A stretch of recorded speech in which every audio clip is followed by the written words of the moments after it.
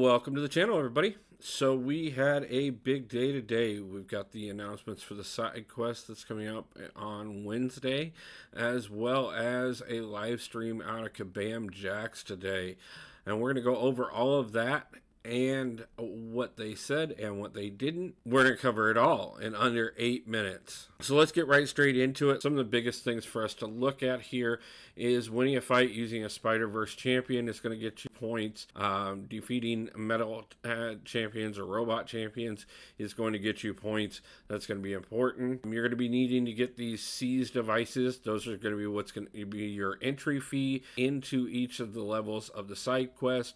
Now, they did say that these are a one-use item. Make sure you're picking your difficulty properly, because if you go into something that you can't handle, you'll get whatever you get from the wins, but you will not get it all if you back out, and you will use your seized device. Keep that in mind. Going into something, you want to be able to at least get through a couple of the fights, if not all the fights. 7 fights per path, so keep that in mind when you're choosing your difficulty there.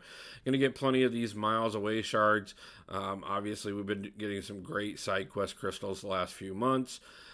Threat levels, you're going to get rewarded spider bot points for the store for every threat level you go into, every fight that you win. So you can see here, obviously the threat level 1s are going to be the lowest, threat level 5s are going to be the highest. Obviously we know what the difficulties are like. We've seen that recently and how those have been boosted. Then we come down here.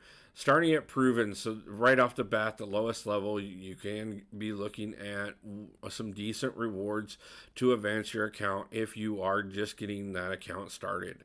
Not a bad thing to go ahead and try and do that threat level 1 and pick up as much as possible. Uncollected and Conqueror, you are getting a little bit more there. Obviously, you can see a bit of gold there, some 6-star shards, some 5-star sig stones, some tier 1 alpha, some 5-star hero crystal shards, some more 5-star shards, and some more gold. So that's quite a bit to work with there. And then we come over here to the Cavalier version of the store. This is going to give you, looks like plenty of gold, some T5 class ISO, if you really are looking for ISO, tier 5 class catalyst fragments, Tier 2 Alpha, Tier 5 Basic. I know a lot of people in my alliance that are at Uncollected or Cavalier that'll be excited about some of these possibilities. 6-star Hero Crystal Shards, Tier 4 Basic Catalyst, some more gold, some 5-star Hero Crystal Shards, some 5-star Sig Stones, some Tier 1 Alphas. Looks like some more Sig Stones, some Tier 4 Class Catalyst Selectors. Those will be big. Now up into the big boy pool, up into Thronebreaker. We're looking at obviously you got some gold there, some tier 5 class catalyst selector, 25% of a fragment, tier 2 alpha catalyst, half of a tier 5 basic, also a chunk of 6-star shards, tier 6 basics, tier 3 alphas, tier 6 basics, tier 6-star sig stones, and then we go into the tier 5 class catalyst selector fragments, 5th or tier 5 basic. So I mean, quite a bit there. And then obviously for the highest level Paragon, which we are working on currently, again a decent chunk of gold, some of the shards, tier 6 class catalyst fragment crystal, 5% of one of those, some tier 3 alpha, tier 6 basic fragments, 7-star shards, 6-star sig stones, tier 5 class catalyst fragment selectors, tier 2 alphas, tier 5 basic, full tier 5 basic there, half of a 6-star, some more 6-star shards, or 6 stones, and a decent chunk of gold. So the prices aren't bad there. Quite a bit more that you can do here. You're going to have different solo objectives, fighting against different members of the Spider-Verse, mostly the Spider team. You also have to defeat some metal. So we're going to have a ton of different objectives that are going to get you quite a bit of extras here. This looks like it may very well be a huge month for rewards. Let's go ahead and get over into the highlights from what Kabam had to say. We did get the announcement on the Titan Crystal here. Right now, the only way that we're able to get shards for those are through duping 7-stars. If you dupe a 7-star, you're going to get 600 shards. If you dupe a max sig 7-star, which I'm guessing there isn't a lot of out there, but there is always a possibility that there is a couple, you can get 1,200. It does take 20,000 Titan shards to get a Titan crystal. But the Titan crystals are going to play into the 7-star pool quite a bit. So do pay attention, because this is going to be really important going over the next few months, especially if you're working towards your first 7-star. You might be looking at some of these pools a little closer on which one you want to target for your first 7-star. Now, coming up in September, they are mentioning that we would be starting to see Titan shards in Alliance War and Battlegrounds. Obviously, those are going to be the top end. You're definitely going to be having to compete in a top end War Alliance to even see Titan shards.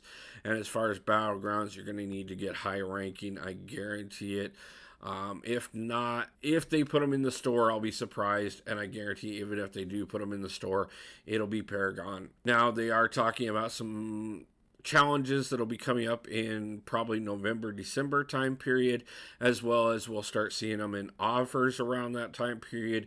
So plan that for Cyber Weekend, we will definitely see Titan Crystal Shards in those bundles, as well as for the holiday event. So let's keep that in mind. After that, they talked a little bit more about the Titan crystals, about how they're actually going to limit the pool on the Titan crystals to only 18 champions in the pool. Now, with that being said, there will be most time periods of most pools will be 3 of each class. The only thing that will vary on that is if we have a month where 2 champions of the same class get released, and then the new champions will always be in the next Titan pool. It's going to be 2 months at a time for new champions. Obviously, that means that the first Titan crystal will include Danny Moonstar and Lady Deathstrike. Also on top of that, we're going to get Strife, Guardian, Sorcerer Supreme, Mr. Negative, Atuma, and Odin, as well as we are going to be looking at Hyperion and Crossbones. Some really great champions to start off there. The one thing that we do not know is there will be another 8 champions that will be in the crystal other than the ones that I just listed there. Like I said, obviously we're going to have July's champions, which this is the one thing that we learned through this that they did not directly say, and that is that in July, our champions will end up being a Science and a Mystic champion. We'll see what happens there. The other 6 champions, we have control of those.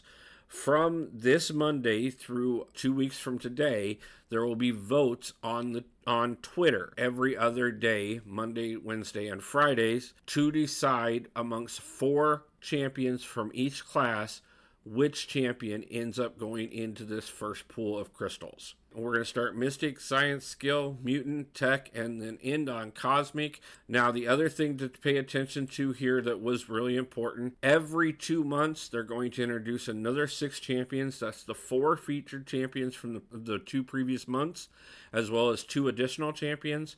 And 6 champions from the Titan pool will move into the basic pool. So that means out of the community champions that we're going to vote for, all 6 of those will be in the basic pool by December. That also means that first screen that we saw there with Atuma, Mr. Negative, Sorcerer Supreme, Odin, they'll be going in October. And by February, you will be able to target Hyperion, Lady Deathstrike, and Danny Moonstar out of the basic pools.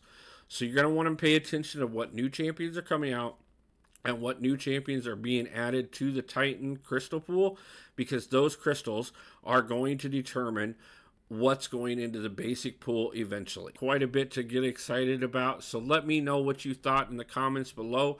Are you excited about this? Are you going to save your 7-star shards until certain champions hit the pool? What are you guys going to do?